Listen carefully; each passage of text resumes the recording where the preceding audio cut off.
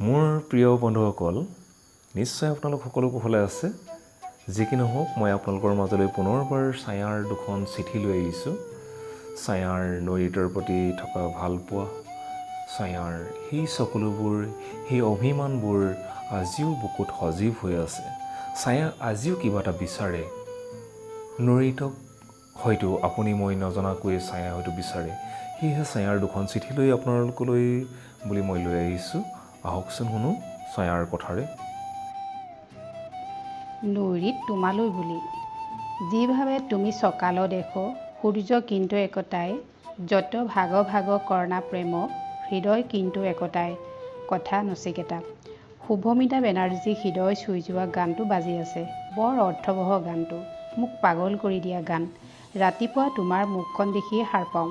ৰাতি শোৱাৰ সময়তো তোমাৰ মুখখনৰ কথা মনত পেলাই বিচনাত পৰোঁ। বাকীখিনি সময়তো তোমাক মনৰ কোণত ৰাখিয়ে মই দৈনন্দিন কাৰ্যাৱলী। ভাগে ভাগে প্ৰেম কৰিব পাৰি নেকি হা নৈৰিত? জীৱনলৈ অহা ভৰপূৰ প্ৰেমে হৃদয় উজাৰি থৈ যোৱাৰ পাছত নতুন নতুন প্ৰেমৰ ঠিকনা বিচৰা কিবা অৰ্থ আছে জানো নৈৰিত? আনৰ কথা নাজানো, কিন্তু তুমি মোক দি যোৱা অমূল্য মৰমখিনি কাৰো লগতে ভাগ বতোৱা কৰি থাকিব নোৱাৰোঁ দেখোন নৈৰিত। সেই দুদিনীয়া ছুটীটোত মাৰ বুকুত কান্দিবলৈ অহা মইজনীৰ চকুৰ ভাষাই মা আৰু দাদাক হয়তো বিহ্বল কৰি তুলিছিল। উৰণীয়া বনৰীয়া নীলা চৰাইজনীক সজাত বন্দী কৰাৰ মানসেৰে দাদাই প্ৰস্তাৱ এটা আনিছিল। মোক চাবলৈ আহিবলৈ কাৰোবাক খবৰ দি থকা শুনিছিলোঁ। গৰম তেজ এজুলুকা ভৰিৰে মোৰ ওপৰলৈ মগজু পাইছিলগৈ। মই কি বজাৰৰ সামগ্ৰী নেকি নৈৰিত? অনুভূতিবোৰ পিটিকি মোহাৰি বেচা কিনাৰ সিদ্ধান্ত ল'বলৈ আহিব? নাই, অচিনাকি কাৰোবাৰ আগত মই নিজকে তেনেকৈ থাকিব নোৱাৰোঁ। হৃদয়ৰ হাজাৰটা বান্ধোনৰ জৰিডালেৰে বান্ধ খায়ো তুমি আজি মোৰ পৰা শত যোজনাৰ আঁতৰত। মই অকলে থাকিম। অভিমানৰ বেলুন এটা আহি বুকুখনত থিতাপি লৈছিলহি। মাকো যেন কৈ উঠিম, মা, সেন্দুৰৰ মূল্য নুবুজা নেকি? এই যে কপালত ৰঙা জবা এপাহ ফুলি আছে দিনে ৰাতিয়ে, সেওঁতাত ৰঙা জিয়াজনী বহুৱাই থৈছোঁ। মা, তুমি এইটো ফেশ্বন বুলিহে ভাবি আছা নেকি? যদি সেইটোৱে ভাবি আছা তেতিয়াহ'লে তোমাৰ গাত ভুল নাই, মোৰ গাতে ভুল। বুকুখনত টানি আজৰি ওঠলৈ ননাকৈও আপোনসকলে বুকুৰ হাহাকাৰ শুনে বুলি ভাবিছিলোঁ। হয় নৈৰিত, মই আকৌ উভতনি যাত্ৰা আৰম্ভ কৰিলোঁ। মোৰ কষ্টকৰ উভতনি যাত্ৰা। চকুলোবোৰ, অভিমানবোৰ গাড়ীৰ ডিকিত ওলাই আহিব নোৱাৰাকৈ ঠেঁচি ঠেঁচি ভৰাই ল'লোঁ। লগত তীব্ৰ বিষাদৰ গান এটা, নিচাৰ বটল, জেদৰ নিচাৰ বটল। মোক যে এটা নিচাৰ বৰ দৰকাৰ হৈছে। সেই ভৰি নোহোৱা মগনীয়াজনীৰ জীয়াই থকাৰ কিমান হেঁপাহ আৰু জীৱনহীনতাত মই। ধিক্কাৰ জন্মিল নিজলৈ। মোক এনে এটি নিচাৰ দৰকাৰ, যি নিচাত মতলীয়া হৈ তুমি মোৰ ফালে চকু তুলি চাইও হুমুনিয়াহ কাঢ়িবলৈ সাহস নকৰা। মোক এনে এটি নিচা লাগে, যিহৰ ৰাগিয়াল গোন্ধই তোমাক পল পল বিহ্বল কৰি তুলিব। অন্ততঃ মোক হজম কৰিবলৈ এটা নিচা বৰ দৰকাৰ নৈৰিত। হয় নৈৰিত, মই আকৌ প্ৰেমত পৰিম। এইবাৰ জীৱনৰ প্ৰেমত। জীৱনটো অৰ্থহীন নকৰাৰ প্ৰতিশ্ৰুতিৰ, জীৱনমুখিতাৰ সপোনৰ, জীৱনবোধৰ চানেকিৰ, অলপ অভিমানৰ, অলপ জেদৰ চুক বহাবলৈ মাজে মাজে অলপ বলিয়ালিৰ ককটেইল নিচাত ডুবিব খোজোঁ মই, তোমাৰ ছায়া। প্ৰিয় বন্ধুসকল, ইতিমধ্যে আপুনি ছায়াই লিখা নৈৰিতলৈ যি অষ্টমখন চিঠি সেয়া শুনিলে। এতিয়া পুনৰ ছায়াই প্ৰেমত পৰিব বিচাৰিছে। ছায়াই আচলতে জীৱনৰ প্ৰেমত পৰিব বিচাৰিছে এতিয়া। জীৱনটো অৰ্থহীন, কেতিয়াবা আমাৰো লাগে অৰ্থহীন জীৱনটো, কিন্তু জীৱনটোক অৰ্থহীন কৰি তুলিবলৈ মন নাই ছায়াৰ। জীৱনমুখীতাৰ গান গাব নিবিচাৰে তাই, সেয়েহে জীৱনমুখী সপোন দেখে। গতিকেলৈ বন্ধুসকল, নৈৰিতলৈ থকা সেই মৰম, সেই ভালপোৱা, সেই স্নেহ, সেই গভীৰ প্ৰেম, সেই অনুভূতিবিলাক আজিও সজীৱ হৈ আছে তাইৰ বুকুত, তাইৰ অন্তৰত। আহকচোন নৈৰিতলৈ লিখা তাইৰ অষ্টমখন চিঠি আমি শুনো।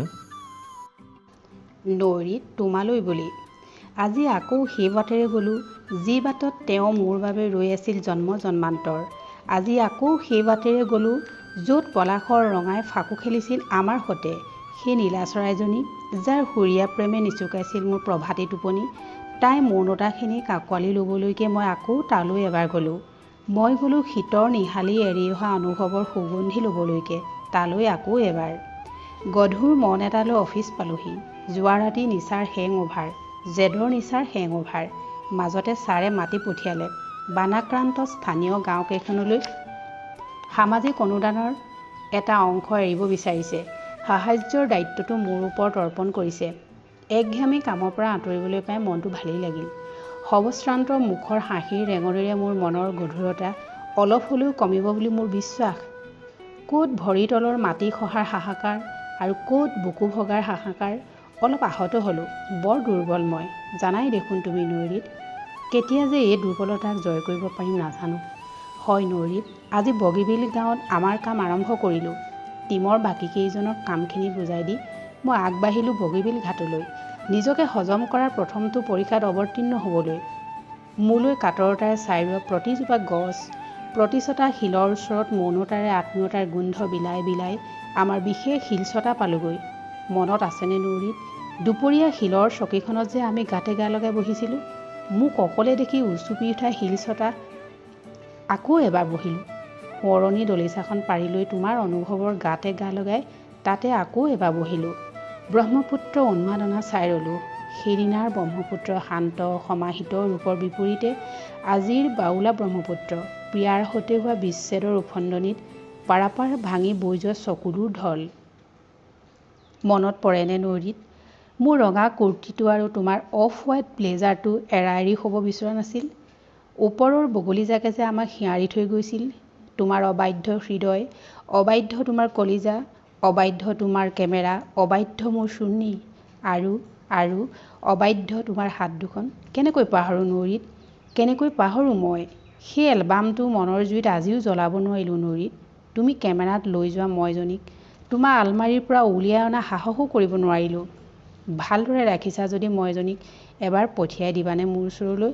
প্ৰেমৰ ক'ৰবাত তাইৰ সৈতে এপিয়লা মদ খাম মই, এপিয়লা হৰলাঙৰ সতে ঐনিতমৰ আগিয়াল সুৰত ৰাউচি জুৰি মোৰেই মৃত্যুত। মই সুধিম তাইক তোমাৰ সৈতে কটাই অহা দিনবোৰৰ কথা।